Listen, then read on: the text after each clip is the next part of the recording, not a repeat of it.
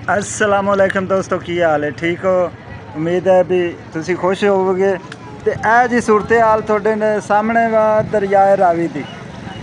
मैं मुनासिब समझा भी जेड़े सैयद वाला तो मगरब वाली साइड के इलाके ने उन्होंने खबरदार कर दिता जाए।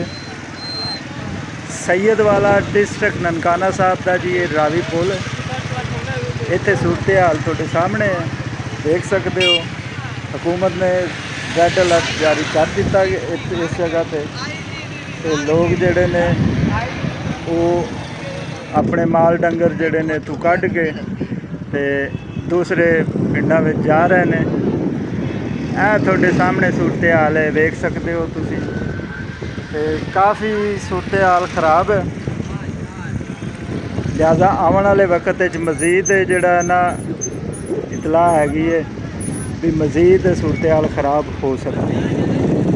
काड़ा जड़ा वाला दे दरम्यान सैयद वाला पुल है जी, बिल्कुल रावी के ऊपर।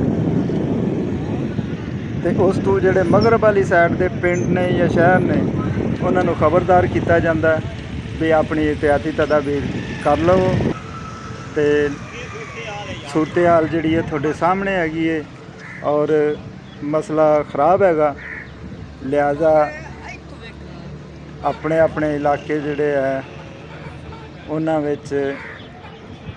तुसी लोगों भी दसो कि जड़ा है ना खबरदार हो के रह।